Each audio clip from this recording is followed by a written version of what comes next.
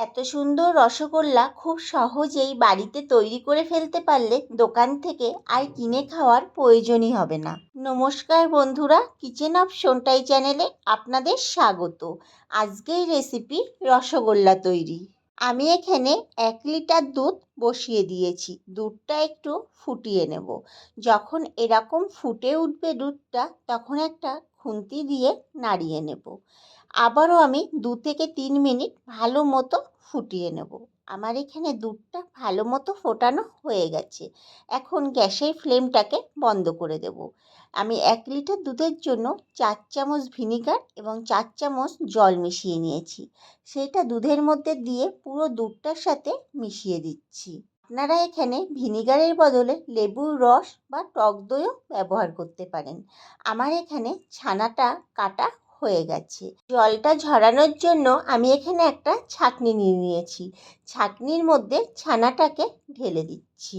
আমার এখানে জল ঝরানো হয়ে গেছে। একটা চামচ দিয়ে চেপে চেপে এক্সট্রা জলটা বের করে দেব। এখন নর্মাল জল দিয়ে 2 থেকে 3 বার ছানাটাকে ধুয়ে নেব। আবারও জল ঝরিয়ে ঠান্ডা করে নেব। ঠান্ডা হয়ে গেলে একটা থালার উপরে ছানাটাকে ঢেলে দিয়েছি। এর মধ্যে দিয়ে দেব 1 চামচ ময়দা।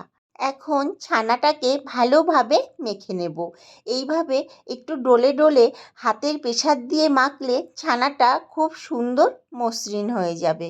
আবার ছানাটাকে আমি এক জায়গায় করে নেব। এক জায়গায় করে নিলে ছানাটা মাখতে খুব সুবিধা হয়। আবারও আমি ছানাটাকে মেখে নেব। এইভাবে আমি 3 থেকে 4 বার একই পদ্ধতিতে মেখে নিয়েছি। যখন দেখবেন ছানাটা থালাতে আর লাগছে না, খুব সহজেই উঠে আসছে, তখনই বুঝবেন আপনার ছানাটা সঠিক মাখা হয়ে গেছে। আমার এখানে ছানাটা মাখা হয়ে গেছে। আমি এরকম একটা ডো তৈরি করে নিয়েছি। ডোটা দেখলেই বুঝতে পারবেন কত সুন্দর মসৃণ হয়েছে। এবার রসগোল্লাগুলো তৈরি করে নেব। আমি এখানে কিছুটা পরিমাণ ছানা হাতে নিয়ে গোল করে নিচ্ছি। গোলটা দেখলেই বুঝতে পারবেন কতটা প্লেন হয়েছে। এইভাবে আমি পুরো ছানাটা দিয়ে ছোট ছোট গোল করে নেব। আমার এখানে 1 কিলো দুধের যে ছানাটা বেরিয়েছিল, তার থেকে 14 থেকে 15 পিস রসগোল্লা তৈরি হবে। আমি যে সাইজটা করেছি, আপনারা চাইলে এর থেকে বড় করেও করতে পারেন। এইভাবে আমি প্রত্যেকটা রসগোল্লা তৈরি করে নিচ্ছি। আর রসগোল্লাগুলোকে রসে ভেজানোর জন্য চলুন একটা চিনির সিরাপ তৈরি করে নিই। এখানে 1 বাটি চিনি দিয়ে দিয়েছি। 1 বাটি চিনির জন্য 3 বাটি মেপে জল ব্যবহার করেছি। এবার জলের মধ্যে চিনিটাকে ভালোভাবে নাড়িয়ে নেব।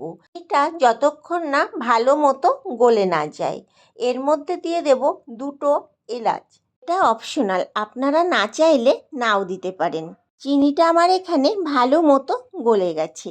এখন 2 মিনিট মতো ফুটিয়ে নেওয়ার পর রসগোল্লাগুলো আমি ঠিক মাঝখানে দিয়ে দেব। ফুটন্ত চিনির সিরাপের মাঝখানে সবসময় রসগোল্লাগুলো দেওয়ার চেষ্টা করবেন। ছানাটা যদি সঠিক মাখা হয়, তাহলে দেওয়ার সাথে সাথেই দেখবেন ছড়িয়ে যাবে। আমার এখানে সব রসগোল্লাগুলো দেওয়া হয়ে গেছে। এবার একটা খুন্তি বা চামচ দিয়ে চিনির সিরাপটাকে শুধু নাড়িয়ে দেবেন।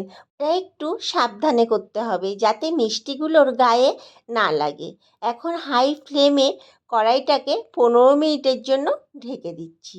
আমি 5 থেকে 7 মিনিট পর একবার ঢাকনাটা তুলে নিয়েছিলাম।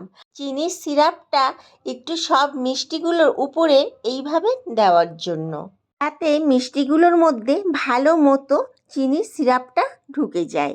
এবার 10 মিনিটের জন্য কড়াইটাকে ঢেকে দিয়েছিলাম। 10 মিনিট পর ফিরে আসলাম। দেখুন আমার মিষ্টিগুলো তৈরি হয়ে গেছে। মিষ্টি তৈরি করার সময় গ্যাসের ফ্লেমটাকে সবসময় কিন্তু হাইতে রাখতে হবে। এখন গ্যাসটাকে বন্ধ করে দিয়ে 1.5 থেকে 2 ঘন্টার জন্য কড়াইটাকে ঢেকে দেব। আমি এখানে 2 ঘন্টা পর মিষ্টিগুলোকে একটা বাটিতে তুলে নিয়েছি। দেখুন রসগোল্লাগুলো কত সুন্দর, এত সহজেই তৈরি হয়ে গেল। আর এতটাই নরম হয়েছিল যে মুখে দেওয়ার সাথে সাথেই মিলিয়ে যাচ্ছিল। এইভাবে সঠিক পরিমাপ করে বাড়িতে বানিয়ে দেখবেন, দোকান থেকে মিষ্টি কিনে খাওয়ার আর ইচ্ছাই থাকবে না। দোকানের মিষ্টির থেকে এই মিষ্টির স্বাদ অনেক অংশে বেশি। নতুন নতুন রেসিপি পাওয়ার জন্য আমার চ্যানেলটিকে সাবস্ক্রাইব এবং ফেসবুক পেজ থেকে দেখে থাকলে পেজটিকে ফলো করে দেওয়ার অনুরোধ রইল। দেখা হচ্ছে নতুন একটি ভিডিওতে।